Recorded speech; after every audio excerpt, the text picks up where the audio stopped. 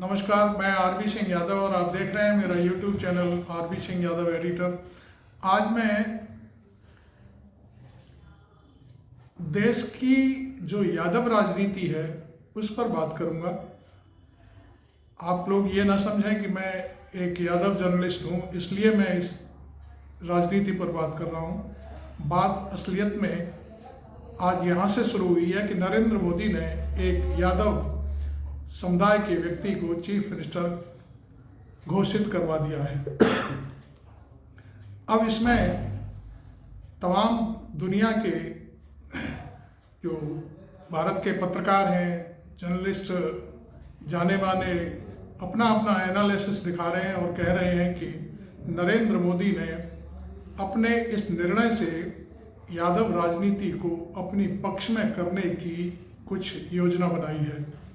तो मैं आपको साफ करूं, क्या नरेंद्र मोदी की यह जो योजना है यादवों पर डोरे डालने की क्या सफल होगी या नहीं होगी, ये मैं इसको बड़ी गहराई से आपके सामने रखूंगा।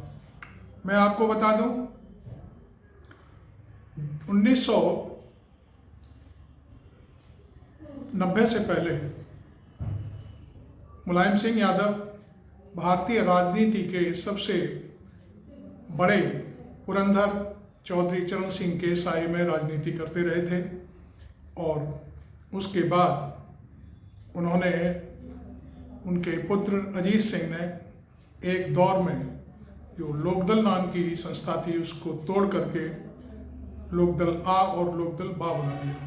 इस दौर में मुलायम सिंह यादव ने लोकदल बा का गठन किया और ये बा का गठन कैसे किया मैं इसकी हिस्ट्री भी आपको बता देता हूँ कि हेमवती नंदन बहुगुणा जो उत्तर प्रदेश के बहुत ही जाने माने नेता थे, हालांकि वो उत्तराखंड के निवासी थे लेकिन उत्तर प्रदेश में उनका अपना बहुत ही प्रभाव था और वो एक निष्पक्ष समाजवादी चेहरा गिने जाते थे। तो उन्हीं के नाम पर लोकदल बा का गठन किया गया और उस समय मुलायम सिंह यादव यूपी के अध्यक्ष बने और उन्होंने फिर अपनी राजनीति की शुरुआत करी।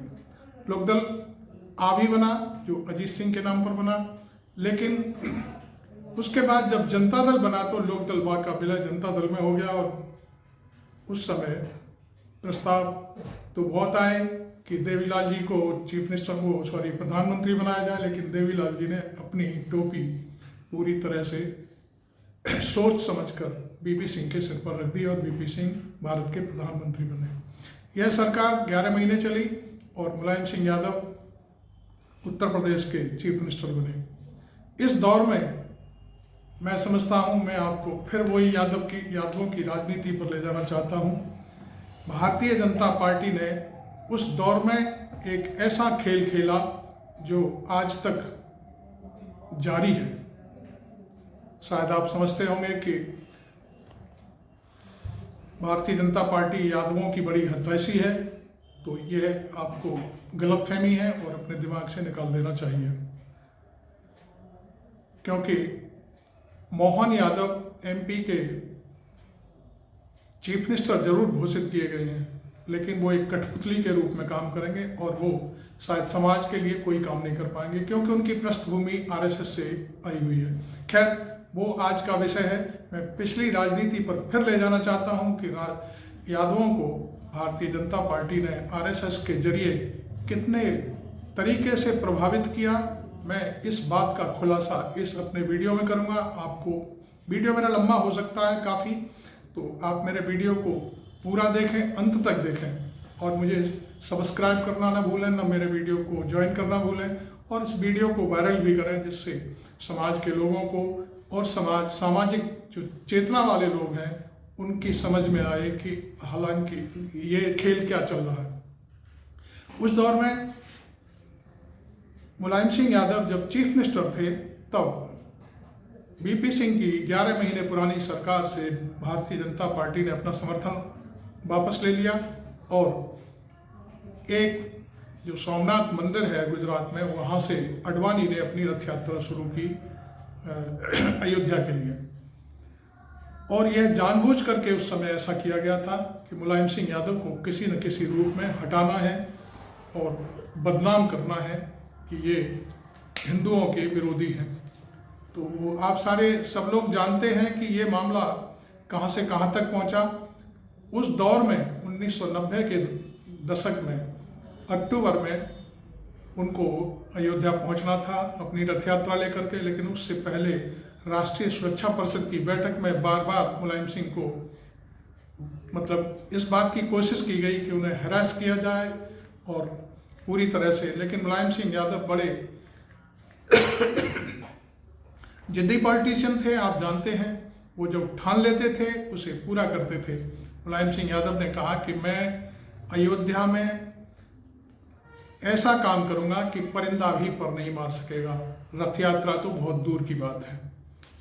और इसी दौर में दर्जनों बार सरकार के साथ सुरक्षा परिषद की बैठक होती रही। सब चीज़ों में बहुत सारे केंद्र की सरकार भी चाहती थी कि किसी तरह से मुलायम सिंह मान जाए और रथ यात्रा को जाने दें, लेकिन वो ऐसा नहीं हो पाया। अंत में रथ यात्रा, अडवाणी की रथ यात्रा तो नहीं पहुंच पाई, लेकिन जब वो बिहार में पहुंची तो लालू यादव ने बिहार में रथ यात्रा को रोक लिया और उनका रथ एक तरफ करके उन्हें 3 लोगों को, मैं पहले भी अपने वीडियो में बता चुका हूं कि माता टीला नाम की कोई गेस्ट हाउस है मध्य प्रदेश में, वहाँ भेज दिया गया। खैर उस दौर में आप सोचिए कि मुलायम सिंह यादव को क्या नहीं कहा गया। यदि भारतीय जनता पार्टी यादवों की खैरख्वाह होती तो मुलायम सिंह यादव से इस तरह की बात करती, संधि करती, यादवों को सोचती कि एक जैसे तैसे कोई चीफ मिनिस्टर बना है। 1977 के बाद यूपी के चीफ मिनिस्टर रामनरेश यादव थे, उसके बाद कोई चीफ मिनिस्टर बना है। तो ये खेल क्यों खेला गया? पूरी तरह से यादव समुदाय के जो बड़े लीडर थे उन्हें झुकाने के लिए। लालू को भी बदनाम किया गया और मुलायम सिंह यादव को भी बदनाम किया गया। चलिए ये तो बात वहाँ तक की रही, चलिए वो ठीक है। मुलायम सिंह यादव ने मस्जिद को उस समय बचा लिया था, लेकिन तत्काल मुलायम सिंह यादव की 1990 में सरकार गिर गई और उसके बाद फिर चुनाव हुआ। 1992 में जब कल्याण सिंह चीफ मिनिस्टर थे भारतीय जनता पार्टी की तरफ से, तो वो मस्जिद को तोड़वा दिया गया, जानबूझ करके तोड़वा दिया गया। तो फिर उसके बाद भी मुलायम सिंह मुल्ला और मालूम नहीं क्या क्या चीज़ कही गई।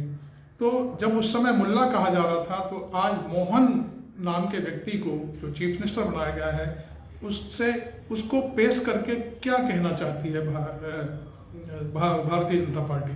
खैर चलिए ये बात मैंने यहाँ जोड़ी है। अब मैं 1993 में जो मुलायम सिंह यादव जी ने काशीराम जी के साथ मिलकर के सरकार बनाई थी उस पर आना चाहता हूँ। मुलायम सिंह यादव काशीराम जी के साथ मिलकर के एक गठजोड़ के तहत यूपी के चीफ मिनिस्टर बने। उस समय कहा गया था कि 6 महीने की सरकार चलेगी, 6 महीने समाजवादी पार्टी, 6 महीने बसपा। लेकिन मुलायम सिंह यादव को उस समय भी भारतीय जनता पार्टी पूरी तरह से, यह कहना चाहिए कि सहन नहीं कर पा रही थी।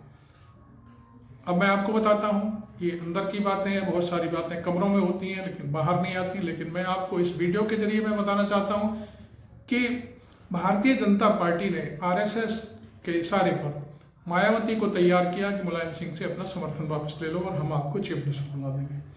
1994 में जब चीफ मिनिस्टर थे मुलायम सिंह यादव, तभी से वो चकल्लसबाजी शुरू हो गई और मायावती मुलायम सिंह यादव के खिलाफ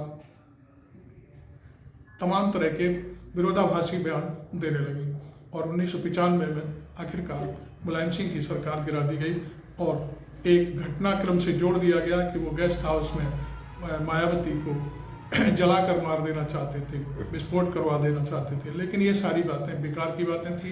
कोई व्यक्ति किसी को इस तरह से नहीं कर सकता, क्योंकि हर आदमी को उस समय राजनीति करनी थी। आज भी लोग राजनीति कर रहे हैं, लेकिन मैं समझता हूँ कोई गलत कदम नहीं उठाते। जो उठाते हैं वो उठाते होंगे, लेकिन मैं समझता हूँ मुलायम सिंह यादव इस तरह के नेता नहीं थे जो कि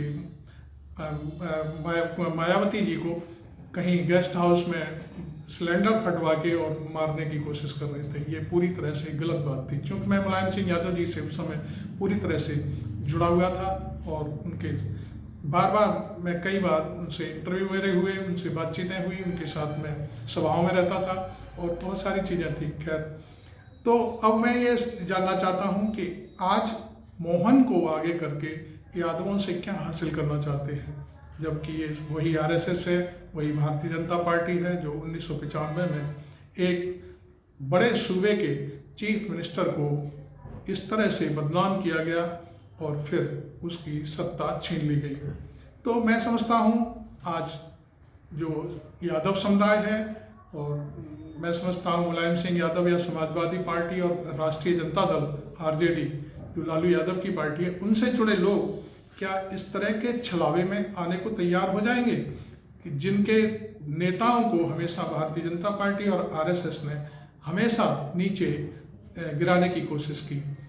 तो मैं बस मेरा वीडियो बनाने का यही मकसद है कि आज मोहन को आगे करके क्या उत्तर प्रदेश और बिहार और हरियाणा का कुछ इलाका या इन इलाकों में क्या यादवों को भरमाया जा सकता है, भारतीय जनता पार्टी यहाँ से वोट बटोर सकती है। मेरी समझ में तो ऐसा नहीं हो सकता, क्योंकि अब यादव समुदाय भी बहुत चीज़ें समझने लगा है और सारी आरएसएस की और बीजेपी की चालों को पूरी तरह से जान गया है। और इसी के बलबूते पर आज बिहार में तेजस्वी और उत्तर प्रदेश में पूर्व मुख्यमंत्री और समाजवादी पार्टी के यादवों के जननायक नेता अखिलेश यादव पूरी तरह से राजनीतिक रूप से सक्रिय हैं। तो देखिए क्या होता है। हालांकि मैं आपको एक कड़ी और जोड़ देता हूं इसमें। एक छत्तीसगढ़ राज्य है, वहां पर भूपेश बघेल को कांग्रेस ने बघेल के रूप में चीफ मिनिस्टर के रूप में उतारा था। मैं समझता हूँ उत्तर प्रदेश में बघेलों की बहुत सारी जनसंख्या है, बहुत सारी मत है। क्या भूपेश बघेल कांग्रेस को बघेलों का वोट दिलवा पाए? तो ये सब चीज़ें हैं, कहने की हैं। दिखता कुछ है, अंदर कुछ होता है। तो मैं समझता हूँ यही हाल उत्तर प्रदेश और बिहार में होगा। मोहन यादव ठीक है, समाज के व्यक्ति हैं, आरएसएस की पृष्ठभूमि से हैं, लेकिन मैं समझता हूँ यादवों पर उनका शायद ही कोई असर होगा। आप देख रहे थे मेरा YouTube channel RB Singh Yadav, इसे ज्वाइन करें, शेयर करें। आपको अच्छा लगा हो तो आप कमेंट भी करें, और मेरे से कोई कमी रह गई हो तो उस कमेंट में पूरा करें। Thank you very much.